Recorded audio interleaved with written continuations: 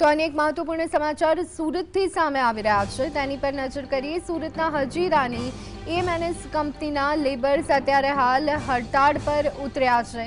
હરિયાણાની જે ઘટના બની હતી તેના પડઘા અહીંયા સુધી કંપનીની અંદર પથ્થરમારાની ઘટના બની હોવાની જાણકારી પણ મળી રહી છે। કર્મચારીઓ દ્વારા પોલીસની ગાડીઓ પર પથ્થરમારો કરવામાં આવ્યો હોય તેવી જાણકારી સામે આવી રહી છે। તો આ સાથે જ એક કર્મચારીનું મોત નીપજ્યું હોવાના અહેવાલ પણ સામે આવ્યા હતા। તો સુરતમાં હજીરાની એક કંપનીના કર્મચારીઓ એકાએક હડતાળ પર ઉતરી ગયા છે।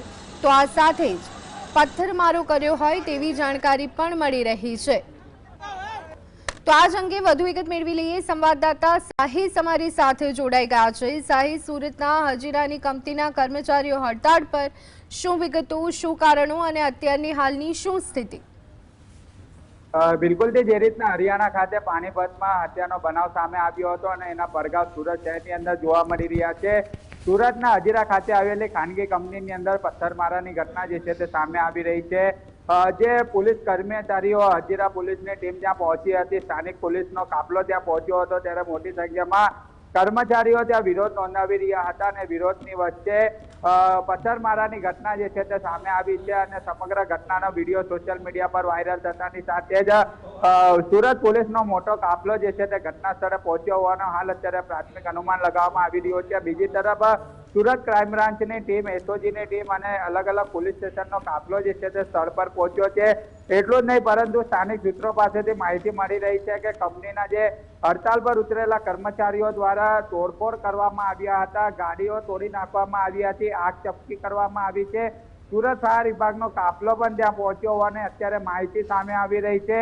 મોટી સંખ્યામાં કર્મચારીઓ વિરોધમાં જોડાયા હતા, ખૂબ જ મોટી સંખ્યા જે છે તે જોવા મળી હતી। પોલીસની હાજરી ઓછી હતી અને પોલીસ ત્યાં પહોંચી હતી ત્યારે સૌપ્રથમ વખત પોલીસ ત્યાં પહોંચી ત્યારે સમજાવવાનો પ્રયાસો કરવામાં આવ્યા હતા, પરંતુ સમજવાનો પ્રયાસ જે છે તે કામદારો દ્વારા ન કરવામાં આવ્યો હતો અને રોષે ભરાયેલા કામદારો દ્વારા પથ્થરમારો કરવામાં આવ્યો હતો। કંપનીની અંદર પાર્ક કરેલી કેટલીક ગાડીઓના કાચો તોડી નાખવામાં આવ્યા હતા, ગાડીઓ ઊંધી કરી નાખવામાં આવી હતી। સમગ્ર ઘટનાના વિડીયો જે છે તે હાલ સામે આવ્યા છે।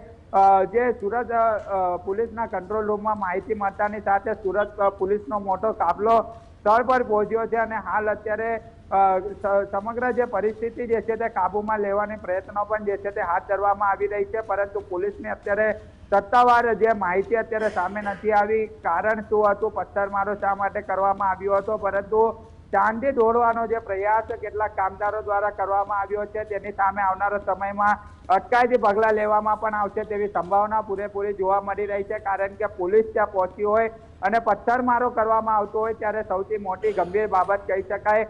પોલીસની હાજરીમાં પથ્થરમારો કરવામાં આવ્યો છે, ગાડીની અંદર આગ ચપકી કરવામાં આવી છે, કંપનીની અંદર પણ આગ લગાવવામાં આવી છે એવી પ્રાથમિક માહિતી અને સ્થાનિક સૂત્રો પાસેથી મળી રહી છે। સમગ્ર ઘટનાને જોતા હાલ તો ઉચ્ચ અધિકારીઓ, ડીસીપી, એસપી, પીઆઈ કક્ષાના અધિકારીઓ અને અત્યારે માહિતી સામે આવી રહી છે કે પોલીસ કમિશનર પણ ટૂંક સમયમાં ત્યાં પહોંચી રહ્યા છે। જી, આભાર સાહિસ સમગ્ર